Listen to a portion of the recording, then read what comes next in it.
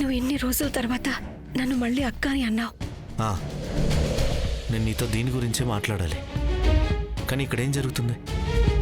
ఇక్కడ ఏం జరుగుతుందంటే ధ్రువ్, రేఖ వదిన క్రిమినల్ వైఫ్ ని ఇన్వెస్టిగేషన్ చేస్తున్నారు. లేదు నితే, నేను అలా ఏమీ అడగలేదు. మరి మీరు ఇంకేమంటున్నారు వదిన? నేను డబ్బులు ఎక్కడి నుండి తెచ్చానో ధ్రువ్కి బెయిల్ ఇప్పించడానికి అనే కదా. మీరు నా అల్మారాలో జ్యువెలరీ చూసారో అదే కదా అన్నారు. ఏంటో నువ్వు చెప్పేది? ధ్రువ్, ఉన్నతి నాతో ఏం చెప్పిందంటే తను నీ బెయిల్ కోసమని తన జ్యువెలరీ మొత్తాన్ని అమ్మేశాను అని. కానీ చీర తీసుకురావడానికి వెళ్ళినప్పుడు అక్కడ తన జ్యువెలరీ మొత్తం నేను అల్మరాలో చూశాను.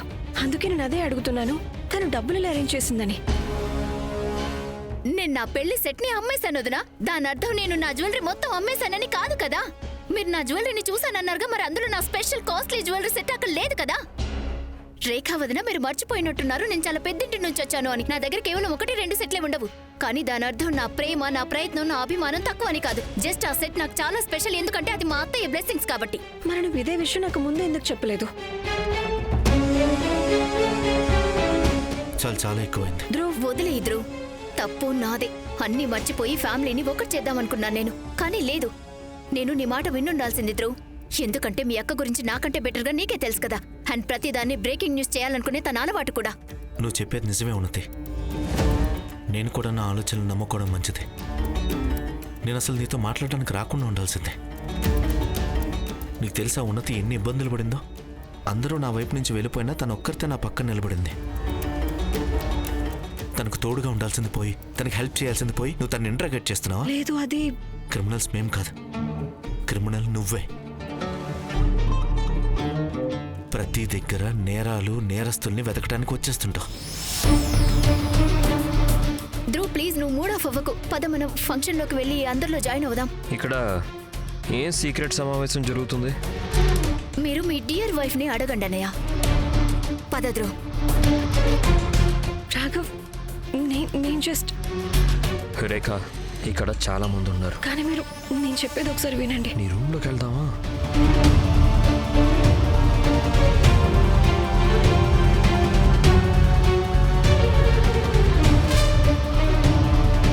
రాఘవ్ మళ్ళీ నన్నే తప్పుగా అనుకుంటారు. బహుశా ఆయన కూడా నేను చెడ్డదని అనుకుంటున్నారేమో.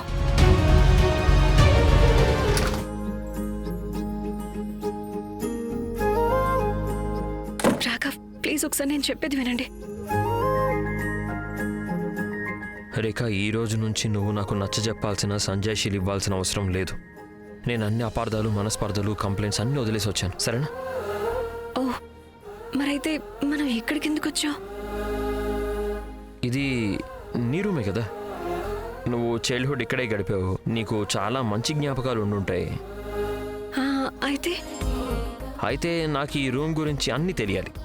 కానీ రాఘవ్, ఇందులో కొత్తదే ఉంది. మీరు ఇంతకు ముందు వచ్చారు కదా. ఇంతకుముందు వచ్చాను. బట్ నేను అందరికంటే ఎక్కువగా ప్రేమించే ఆ మనిషితో అయితే రాలేదుగా. సో ఈసారి కొంచెం వేరు. అయితే మీకు స్పెషల్ టూర్ ఇవ్వాలి. సరే అయితే పద. ఇలా రండి.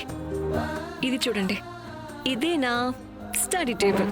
నేను ఇక్కడే కూర్చొని రాత్రి పగలు చదివేదాన్ని. అండ్ చదువుతూ ఇలాగే పడుకుండిపోయేదాన్ని. అండ్ అక్కడ అక్కడ అక్కడ నా తలకి నాన్న నూనె రాసేవారు. నూనె రాసి జడలు కూడా వేసేవారు నాకు. అండ్ అక్కడ కిటికీల నుంచి నేను వర్షాన్ని ఎంజాయ్ చేసేదాన్ని.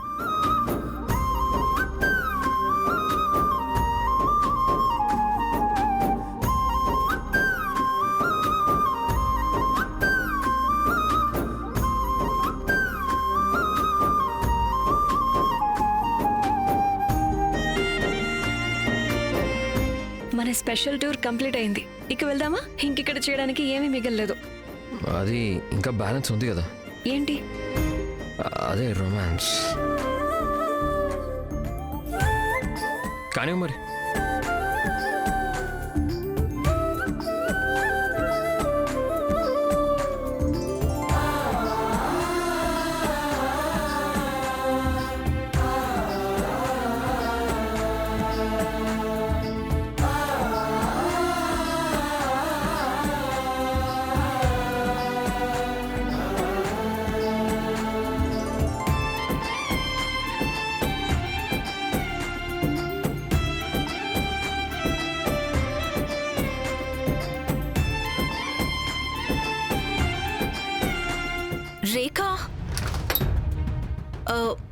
బయట శ్రీమంతం కార్యక్రమం మొదలైంది. మేము వచ్చేస్తున్నాం ఇప్పుడే. ఓకే, మీకు కావాలంటే నేను బయట తాళం వేసి కేసు విసిరేస్తాను. లేదు లేదు, నేను వెళ్ళిపోతున్నాను.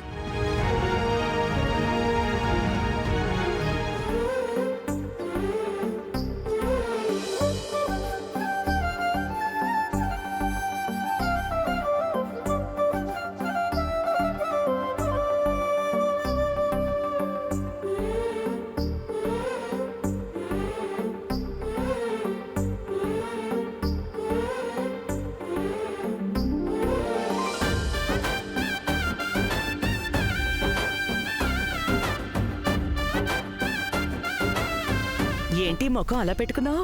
అత్తయ్య, రేఖ వదిన నన్ను నా జ్యువెలరీ గురించి అడిగారు అత్తయ్య. ఏంటి రేఖ నిన్ను జ్యువెలరీ గురించి అడిగిందా? తను ప్రతి దగ్గర వాసన పసిగట్టేస్తోంది. ఈ రిపోర్టర్ రేఖ పెద్ద తలనొప్పిగా మారింది. ఏదో అక్కడికి ధ్రువ్ వచ్చాడు కాబట్టి నేనంతా కంట్రోల్ చేయగలిగాను. అత్తయ్య, ఇంకా అబద్ధాలు చెప్పడం నా వల్ల కాదు, అస్సలు కాదత్తయ్య. ప్రస్తుతం దాని గురించి ఏం ఆలోచించుకో. మనం ఈ రోజు ఏం ప్లాన్ అయితే చేశామో అది సక్సెస్ అయ్యిందంటే చూడు, ఇక నీ తప్పులు నేరాలు అన్నీ క్షమించేస్తారు. అర్థమైందా? ఇక్కడ చూడండి, నేను నా కూతురికి జన్మనిచ్చుండొచ్చు, కానీ తన మనసులో ఉన్న అన్ని రహస్యాలు వాళ్ళ అత్తయ్యకే తెలుసు.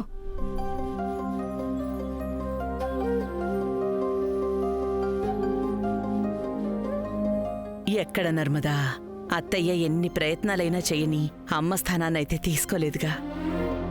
లేదు శైలజ, నాకు చాలా సంతోషంగా ఉంది. ఉన్నతికి ఒకరు కాదు, ఇద్దరు అమ్మల ప్రేమ దక్కుతుంది.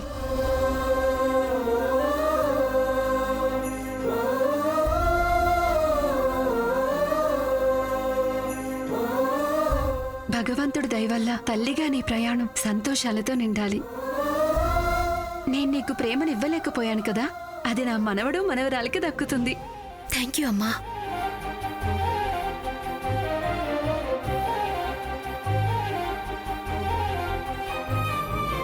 I'm sorry ma'am. నాకు నీ ఆశీర్వాదం దక్కినందుకు చాలా సంతోషంగా ఉంది, కానీ నా అబద్ధం కారణంగా మీ ప్రతి ఆశీర్వాదం వృధాగా పోయేలా ఉంది మామ్.